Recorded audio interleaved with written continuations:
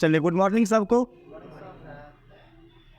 अपने सब principles of management का एक इम्पोर्टेंट टॉपिक पढ़ रहे हैं और उस टॉपिक का नाम है हैंडी फ्यूल का 14 सिद्धांत। ठीक है, ये पार्ट 2 होगा क्योंकि हम लोगों ने इससे पिछले वाले क्लास में इनके 7 सिद्धांत के बारे में पढ़ लिए थे। ठीक है, और बाकी जो 7 सिद्धांत है इनका, उसके बारे में हम लोग पढ़ेंगे आज। ठीक है, तो यदि किसी का छूट गया है 7 सिद्धांत तो आप लोग प्रीवियस वीडियो जाके देख सकते हैं हम लोगों के चैनल पे। ठीक है, तो अब अपने सब स्टार्ट करते हैं।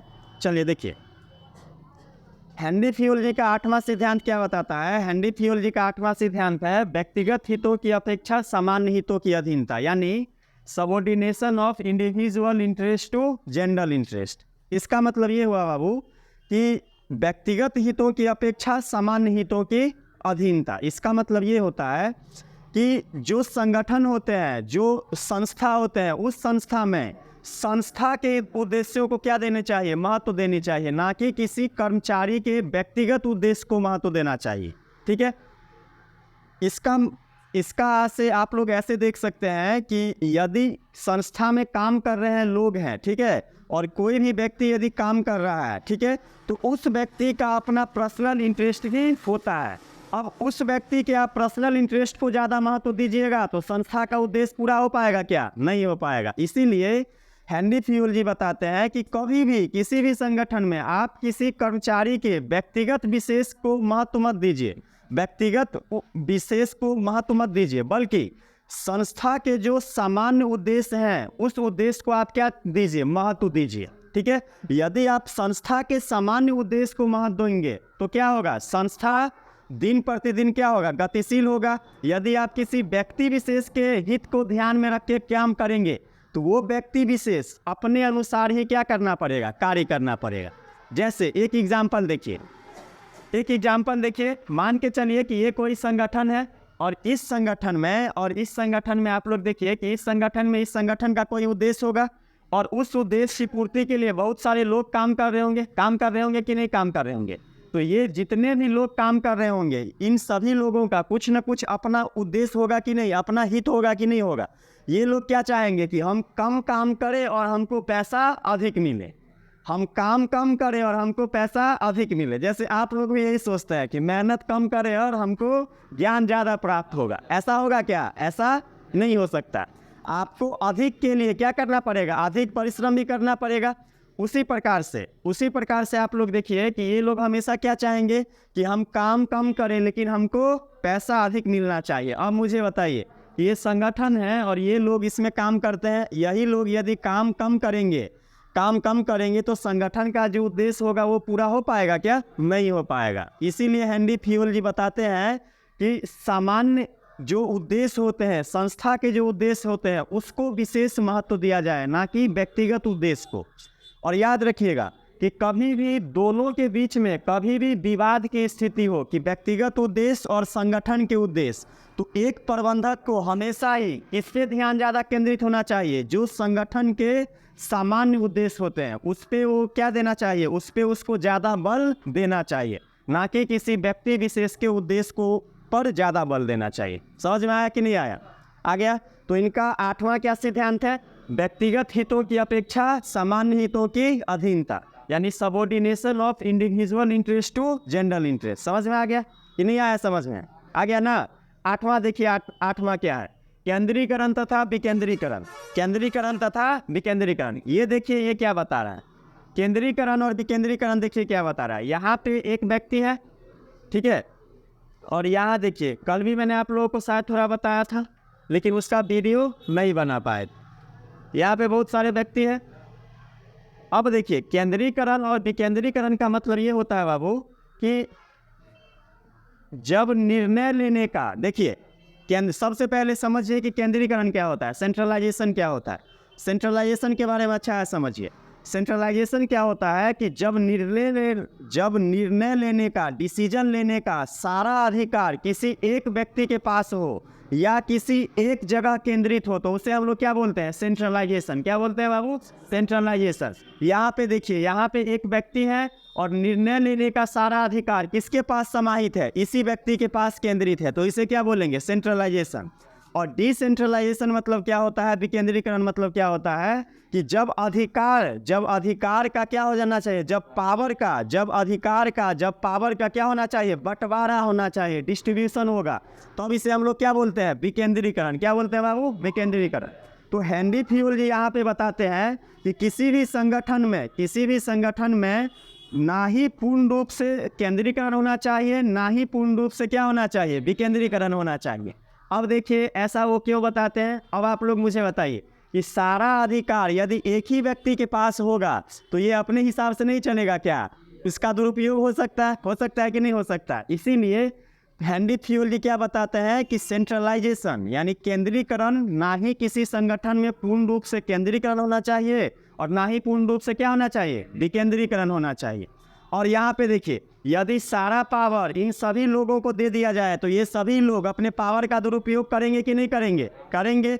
इसीलिए आप लोग देखिएगा किसी भी संगठन में कुछ पावर ऐसे होते हैं जो केवल और केवल उच्च प्रबंधक के पास होते हैं। किसके पास होते हैं, उच्च प्रबंधक के पास। जैसे उच्च प्रबंधक के पास क्या पावर होती है, जैसे वो नीतियों का निर्माण कर सकते हैं, उद्देश्यों को निर्धारण कर सकते हैं कि नहीं कर सकते हैं। तो इसी को क्या हम लोग बोलते हैं, इसी को बोलते हैं कि यहाँ पे पावर का डिसेंट्रलाइजेशन हो गया। क्या हो गया है, डिसेंट्रलाइजेशन और सेंट्रलाइजेशन। तो डिसेंट्रलाइजेशन और सेंट्रलाइजेशन समझ में आया कि नहीं आया, आ गया ना। तो यदि आप लोगों से कोई पूछेगा कि बताइए हेनरी फ्यूल जी के अनुसार क्या किसी संगठन में पूर्ण रूप से सेंट्रलाइजेशन होना चाहिए या पूर्ण रूप से डिसेंट्रलाइजेशन होना चाहिए, ऐसा होना चाहिए क्या, नहीं होना चाहिए। ठीक है, तो किसी भी संगठन में सेंट्रलाइजेशन भी जरूरी है और डिसेंट्रलाइजेशन भी जरूरी है। इसीलिए आप लोग देखिएगा भारत सरकार में भी कुछ ऐसे पावर होते हैं जो केवल और केवल राष्ट्रपति के पास होते हैं और किसी अन्य के पास नहीं होते हैं कि नहीं होते हैं। ठीक है, तो समझ में आया डिसेंट्रलाइजेशन और सेंट्रलाइजेशन, नहीं आया समझ में। आप लोगों को मैंने लेवल ऑफ मैनेजमेंट पढ़ाया होगा, प्रबंध के स्तर। प्रबंध के 3 स्तर होते हैं, उच्च, मध्य और निम्न, यानी हायर, मिडिल और लोअर, तीनों होता है। अब आप लोग मुझे बताइए कि उच्च लेवल पे जो प्रबंधक बैठता है वो प्रबंधक क्या करते हैं, डिसीजन लेते हैं कि नहीं, नीतियां बनाते हैं कि नहीं, उद्देश्य निर्धारित करते हैं कि नहीं। अब आप लोग मुझे बताइए जो लोअर लेवल के मैनेजर होते हैं, यानी लोअर लेवल के जो मैनेजर होते हैं वो क्या उद्देश्य निर्धारित करते हैं, नहीं करते हैं। ठीक है, ये पावर उसके पास नहीं है, अन्य पावर तो है लेकिन ये पावर उसके पास नहीं है। ठीक है, समझ में आया डिसेंट्रलाइजेशन एंड सेंट्रलाइजेशन की नहीं आया समझ में, आ गया ना। अब आप लोग मुझे बताइए किसी को इसमें दिक्कत है, आसानी से समझ जाएंगे ना कि सेंट्रलाइजेशन क्या होता है और डिसेंट्रलाइजेशन क्या होता है। चलिए आगे बढ़ते हैं। तीसरा क्या है बाबू, तीसरा है सोपान श्रृंखला, स्केलर चेन। तीसरा क्या है, स्केलर चेन। स्केलर चेन क्या होता है, देखिए स्केलर चेन मतलब होता है कि किसी भी संगठन में जो अधिकारी होते हैं और जो अधीनस्थ होते हैं, यानी किसी भी संगठन में जो प्रबंधक होते हैं और जो अधीनस्थ होते हैं, दोनों के बीच में एक प्रकार का क्या होना चाहिए, एक प्रकार का ऐसा कम्युनिकेशन होना चाहिए ताकि वो दोनों एक दूसरे से पूर्ण रूप से क्या कर पाए, कम्युनिकेट कर पाए।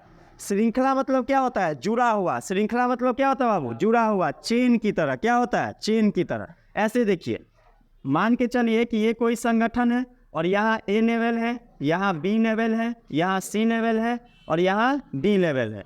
इसको हम लोग ई लेवल बोलेंगे, इसको एफ और इसको क्या बोलेंगे, जी लेवल। अब यहाँ पे देखिए, यहाँ पे स्केलर चेन बताता है कि यदि डी को कोई भी कम्युनिकेट करना है तो वो किससे करेगा, सी से, सी को बी से और बी को ए से। फिर ए किससे करेगा, ए से, ए किससे करेगा, एफ से, एफ किससे करेगा, जी से। तो ये सब क्या है, एक दूसरे से जुड़े हुए हैं कि नहीं जुड़े हुए हैं। ठीक है, जुड़े हुए हैं। अब यहाँ पे हेनरी फ्यूल जी एक और बात बताते हैं कि यदि मान के चलो कि किसी छोटे स्तर का जो कर्मचारी है, मान के चलो डी स्तर का जो कर्मचारी है, उसको यदि एफ स्तर के, जी स्तर के कर्मचारी से यदि कम्युनिकेट करना पड़े तो वो तो बहुत महंगा पड़ जाएगा। पहले इधर जाना पड़ेगा, इधर फिर इधर, लंबा नहीं पड़ जाएगा। तो वो बताते हैं कि दोनों के मध्य ऐसी व्यवस्था होनी चाहिए संगठन में कि छोटे से छोटे अधिकारी और बड़े से बड़े अधिकारी के मध्य क्या होना चाहिए, ऐसा कम्युनिकेशन होना चाहिए कि वो डायरेक्ट रूप से एक दूसरे से क्या कर सके, बात कर सके। क्या कर सके, बात कर सके। तो ये डायरेक्ट देखिए डी जी से ऐसे बात कर सकता है, ऐसे बात कर सकता है कि नहीं कर सकता है? ऐसे नहीं बात कर सकता है सीधी रेखा के माध्यम से। तो अब इसको घूमना पड़ेगा क्या, इसको अब घूमना नहीं पड़ेगा। ठीक है, अब इसको घूमना नहीं पड़ेगा। तो आप लोग मुझे बताइए कि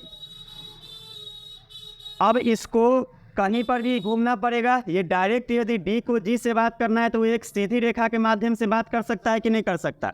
और यहाँ पे देखिए ए से लेके डी और जी सभी एक दूसरे से जुड़े हुए हैं कि नहीं जुड़े हुए हैं, जुड़े हुए हैं, यानी एक चेन के रूप में जुड़े हुए हैं। इसीलिए किसी भी संगठन में किसकी व्यवस्था होनी चाहिए, स्केलर चेन की तरह व्यवस्था होनी चाहिए कि कोई भी कर्मचारी किसी भी प्रबंधक के साथ क्या कर सके, कम्युनिकेट कर सके।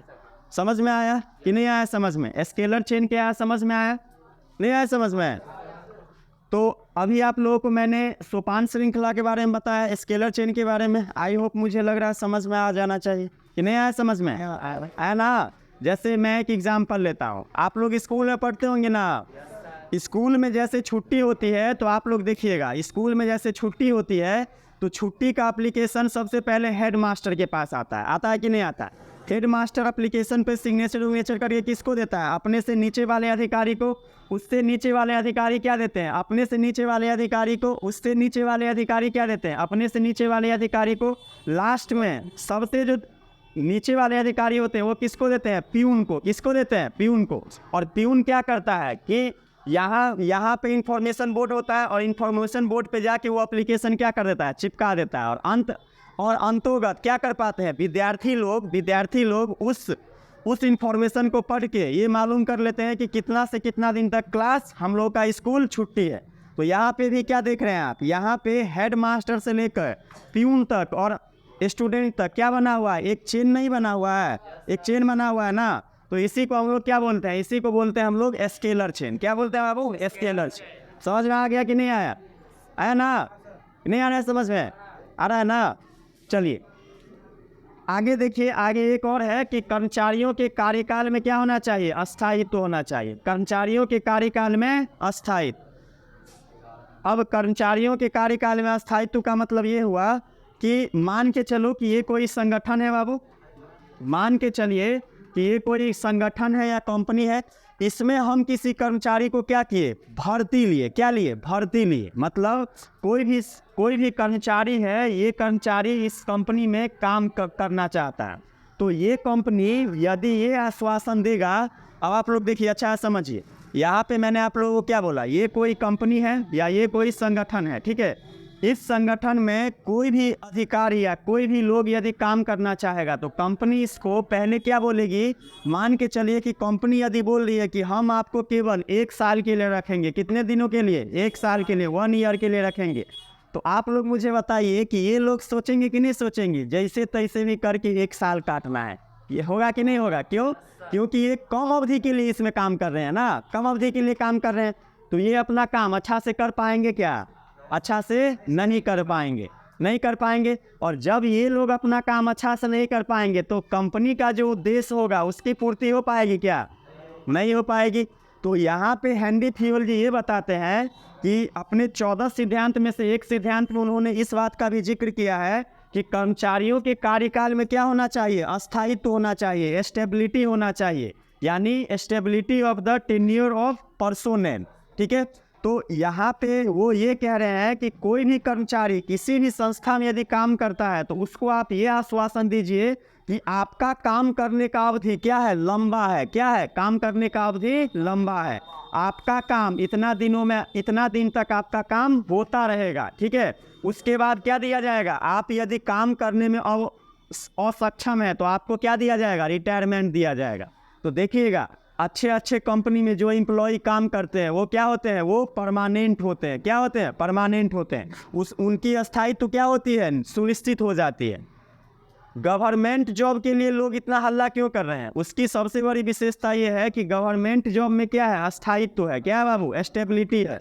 यदि आपको गवर्नमेंट जॉब हो गया तो आप एक लंबे समय के बाद ही नौकरी से हटिएगा। इस बात की क्या देता है गवर्नमेंट, सियोरिटी देता है। देता है कि नहीं देता है? देता है। इसीलिए देखिए गवर्नमेंट जॉब के लिए लोग क्या है इतना तत्पर रहते हैं। अब आप लोग मुझे बताइए, गवर्नमेंट इस बात की सिक्योरिटी दे रही है तब भी लोग अच्छा से काम नहीं कर पा रहे हैं। कर पा रहे हैं क्या? नहीं कर पा रहे हैं। तो कहने का मतलब ये है कि हैंडी फ्यूल के सिद्धांत को प्रत्येक देश में सरकार भी लागू करती है, कर रही है कि नहीं कर रही है? इन्होंने अपना सिद्धांत कब दिया बताइए? 1916 में ही दिया, जनरल एंड इंडस्ट्रियल मैनेजमेंट में। और कितना दूरदर्शी सोच वाले व्यक्ति थे कि जो सिद्धांत उन्होंने 1916 को दिया वो सिद्धांत 2023 में भी लागू है कि नहीं है? तो ये कर्मचारियों के कार्यकाल में अस्थायित्व तो मतलब समझ में आया कि नहीं आया? सब आदमी को नहीं आया? आ गया ना? सबको नहीं आया क्या? आ जाना चाहिए। इसमें कुछ नहीं था, इसमें ये था कि किसी भी कर्मचारी जो किसी संस्था में काम करना चाहता है उसका टेन्योर कार्यकाल क्या होना चाहिए? फिक्स होना चाहिए, अस्थायी होना चाहिए उसका। ठीक है, समझ में आया कि नहीं आया? आगे का अब देखिए, आगे का हैंडी फ्यूल जी क्या बता रहे हैं? इनिशिएटिव यानी पहल क्षमता। क्या बता रहे हैं? पहल क्षमता पहल मतलब होता है बाबू कि आप कर्मचारी को इतना आज़ादी दीजिए कि वो कर्मचारी आपके संस्था से संबंधित किसी भी प्रकार की योजना बना सके एवं उस योजना को कार्यान्वित करने के लिए अपना सब कुछ न्यौछावर कर सके। ठीक है, ये बात कौन बोल रहे हैं? ये बात बोल रहे हैं हैंडी फ्यूल। क्या बोल रहे हैं? हैंडी फ्यूल बोल रहे हैं। हैंडी फ्यूल बोल रहे हैं। अच्छा समझिए, हैंडी फ्यूल बोल रहे हैं। सबसे पहले पहल मतलब क्या होता है वो समझिए। पहल मतलब होता है किसी भी चीज़ पर आप क्या होना चाहिए? संज्ञानित होना। किसी भी चीज़ के लिए क्या होना? संज्ञानित होना। और ये अधिकार कोई भी संगठन अपने कर्मचारियों को देगा तो वो कर्मचारी क्या करेंगे? अपने माइंड का यूज़ करके, क्रिएटिविटी का यूज़ करके संस्था के लिए क्या कर पाएगा? योजना बनाएगा कि नहीं बनाएगा? और उस योजना को कार्यान्वयन के लिए यानी कार्यान्वित करने के लिए क्या कर पाएगा? अपना सब कुछ न्यौछावर कर सकेगा। तो हैंडी फ्यूल जी बताते हैं कि आप किसी भी संगठन में यदि कोई कर्मचारी काम कर रहा है तो आप उसको क्या दीजिए? पूर्ण रूप से स्वतंत्रता दीजिए। क्या स्वतंत्रता दीजिए? कि वो व्यक्ति किसी प्रकार की योजना बना सके और उस योजना को कार्यान्वित करने के लिए अपना सब कुछ न्यौछावर कर सके। और ये वो कब कर पाएगा? अपना सब कुछ न्यौछावर कर पाएगा कब कर पाएगा? जब आप उसको स्वतंत्रता दीजिएगा तब ना। और जब आप उसको बंदिश दीजिएगा तुमको नहीं सोचना तो सोचेगा? नहीं सोचेगा। और जब तक कोई भी कर्मचारी संगठन के लिए कोई भी योजना नहीं बना पाएगा तब तक वो संगठन आगे बढ़ पाएगी क्या? नहीं बढ़ पाएगी। सुंदर पिचई का नाम सब आदमी सुने होंगे। तो क्रोम जो आया ना, क्रोम जो आया था बाबू, क्रोम के बारे में सब आदमी जानता है ना। उन्होंने ही बताया था कि आप क्या लाइए? क्रोम लाइए। क्या लाइए? क्रोम लाइए। तो उनकी एक योजना ने क्या बना दिया? गूगल को भी आसमान में ले गया। और एक जो सामान्य वर्कर था गूगल का, वो गूगल का क्या बन गया? CEO बन गया। तो यही क्या होता है यानी ये कब हुआ? जब गूगल ने उनको सोचने का आज़ादी दिया तब ना। समझ में आ रहा है बातें कि नहीं आ रहा है? जैसे आप लोगों को मैं कोचिंग से रिलेटेड सोचने का आज़ादी दूंगा तो आप लोग भी कुछ आइडियाज़ दीजिएगा ना। और यदि मैं स्वतंत्रता नहीं दूंगा तो आप लोग आइडियाज़ ना दीजिएगा। और क्या इस संगठन के लिए, इस संस्थान के लिए आप अपना सब कुछ न्यौछावर कर सकते हैं? नहीं कर सकते। आप बोलेंगे कि हमको सिर्फ पढ़ना है, हमको सर बोल रहे हैं कि कुछ नहीं करने के लिए, तो आप सिर्फ आएंगे और जाएंगे। समझ में आया ना? पहल क्षमता, इनिशिएटिव। तो किसी भी संगठन में पहल क्षमता होनी चाहिए या नहीं होनी चाहिए? होनी चाहिए। समझ में आ रहा है कि नहीं आ रहा है? आ रहा है ना? आगे देखिए, आगे है एक सहयोग की भावना यानी स्पिरिट डी कॉर्प्स। आगे क्या है? एक सहयोग की भावना, spirit de corps. Spirit de corps का मतलब ये हुआ कि ये संगठन है और ये मान के चलिए कोई संगठन है और इस संगठन में कोई मैनेजर होगा कि नहीं होगा? मैनेजर होगा। और यहाँ पे बहुत सारे इस मैनेजर के अधीनस्थ होंगे। अधीनस्थ मतलब हुआ मैनेजर के अंतर्गत जो काम करते हैं, अधीन जो काम करते हैं उसको क्या बोलते हैं? अधीनस्थ बोलते हैं। अब आप लोग मुझे बताइए कि ये अधीनस्थ हो गए और ये हो गया मैनेजर। अब आप लोग मुझे यहाँ पे बताइए कि यहाँ पे है क्या? सहयोग की भावना, स्पिरिट डी कॉर्प्स। तो हैंडी फ्यूल जी इस सिद्धांत के अनुसार ये बताना चाहते हैं कि किसी भी संगठन में कोई भी जो प्रबंधक होता है उसका अपने अधीनस्थों के प्रति कैसा व्यवहार होना चाहिए? मित्र जैसा व्यवहार होना चाहिए। कैसा व्यवहार होना चाहिए? मित्र जैसा व्यवहार होना चाहिए। सब कुछ अपने आप को नहीं समझना है। ठीक है, आप जो काम करते हैं, आप यदि किसी उद्देश्य की पूर्ति करते हैं तो उसका पूरा का पूरा क्रेडिट आप अपने मत लीजिए, बल्कि आप अपने साथ साथ जो श्रमिक काम किया है, ठीक है, उसको भी आप क्या दीजिए, क्रेडिट दीजिए। और यहाँ पे हेनरी फ्यूल जी एक और बात बताते हैं कि जब किसी भी विषय में बात किया जाए तो केवल और केवल मैं शब्द का यूज मत करिए। किस शब्द का यूज करिए? हम शब्द का। किस शब्द का? हम शब्द का। हम शब्द से जिसके पास आप ये बात बोलेंगे हम शब्द, वो क्या समझ जाएंगे कि इसके साथ हम भी जुड़े हुए हैं, इसके साथ हम भी जुड़े हुए हैं, तो वो क्या कर पाएगा, अच्छा से काम कर पाएगा कि नहीं कर पाएगा। ठीक है, इसीलिए हेनरी फ्यूल जी इस सिद्धांत के माध्यम से ये बताना चाहते हैं कि किसी भी संगठन में जो मैनेजर होता है उसका अपने अधीनस्थों के साथ कैसा व्यवहार होनी चाहिए, सहयोग की भावना के साथ व्यवहार होनी चाहिए। ये नहीं कि हम मैनेजर है तो हम सब कुछ हैं और तुम मेरा अधीनस्थ है तो तुम गटर का कीड़ा है, ऐसा नहीं समझना चाहिए। समझ में आया ना? ठीक है, तो जब तक आप उसको समानता नहीं दीजिएगा तब तक अधीनस्थ लोग, ठीक है, पूर्ण रूप से अपना सब कुछ न्यौछावर नहीं कर पाएंगे। कर पाएंगे क्या? नहीं कर पाएंगे। तो हेनरी फ्यूल जी का ये सातों सिद्धांत, यानी 7 पहले मैंने पढ़ाया था और 7 मैंने आप लोगों को अभी पढ़ाया। पहला, ठीक है, 1 मिनट। तो पहला सिद्धांत इनका क्या है? 8वां सिद्धांत क्या है? व्यक्तिगत हितों की अपेक्षा सामान्य हितों की अधीनता, यानी subordination of individual interest to general interest. 9वां क्या है? केंद्रीकरण तथा विकेंद्रीकरण, सेंट्रलाइजेशन एंड डिसेंट्रलाइजेशन। 10वां क्या है बाबू? सोपान श्रृंखला, स्केलर चेन। 11वां क्या है? व्यवस्था अथवा क्रमबद्धता का सिद्धांत, यानी ऑर्डर। ठीक है, उसके बाद 12वां क्या है? कर्मचारियों के कार्यकाल में अस्थायित्व, यानी stability of the tenure of personnel. पहल क्षमता, 13वां क्या है? पहल क्षमता, यानी इनिशिएटिव। और 14वां क्या है? सहयोग की भावना, स्पिरिट डी कॉर्प्स। यहाँ पे मैंने आप लोगों को इसके बारे में शायद नहीं बताया, व्यवस्था अथवा क्रमबद्धता के बारे में, ऑर्डर्स के बारे में, ये इसके बारे में नहीं बताया है, इसके बारे में समझिए। हेनरी फ्यूल जी व्यवस्था अथवा क्रमबद्धता के सिद्धांत, यानी ऑर्डर, यानी प्रिंसिपल्स ऑफ ऑर्डर का मतलब इससे यहाँ पे ये समझाना चाहते हैं। अब ऑर्डर मतलब ये मत समझिएगा कि कोर्ट में जो मूवी सब में देखते हैं, जज साहब देते रहते हैं ऑर्डर ऑर्डर, ये वाला ऑर्डर नहीं। यहाँ पे व्यवस्था अथवा क्रमबद्धता के बारे में हेनरी फ्यूल जी बता रहे हैं कि किसी भी संगठन में वस्तुओं के साथ अधिकारियों का भी क्या होना चाहिए? एक नियत स्थान होना चाहिए। क्या होना चाहिए? एक नियत स्थान होना चाहिए। ठीक है, एक नियत स्थान रहेगा तो कर्मचारी को मालूम रहेगा कि हमको कहाँ पे जाके कौन सा काम करना है। और कोई वस्तु किसी नियत स्थान पे रहेगा तो काम करने में क्या होता है? आसानी होता है कि नहीं होता है? जैसे आप लोग देखिएगा कि मम्मी घर में खाना बनाती होंगी, ठीक है, तो देखिएगा कि किचन का जितना भी सामग्री होगा वो उसी रूम में रखती होंगी, है कि नहीं है?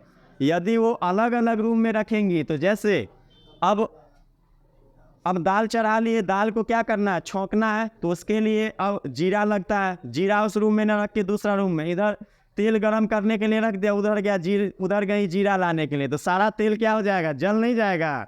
नहीं जल जाएगा। तो इसीलिए यहाँ पे हेनरी फ्यूल जी क्या बताते हैं कि ऑर्डर, यानी व्यवस्था अथवा क्रमबद्धता के सिद्धांत के अंतर्गत वो ये बताना चाहते हैं कि किसी भी संगठन में ऐसा व्यवस्था होना चाहिए कि जो अधिकारी हैं, जो काम करने वाले लोग हैं, उनका भी एक नियत स्थान होना चाहिए। साथ ही साथ जो सामग्री है, जो वस्तु है, उसका भी क्या होना चाहिए? एक नियत स्थान होना चाहिए।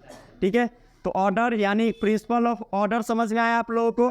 ठीक है, तो मुझे लग रहा है कि ये आप लोगों को समझ में आ गया। ठीक है, और यदि आप लोगों को किसी को भी इससे पहला वाला वीडियो देखना चाहते हैं तो वहाँ पे जाके आप लोग देख सकते हैं। हम लोगों के चैनल पे सर्च करना है @commerce zone 1997, आ जाएगा चैनल का नाम।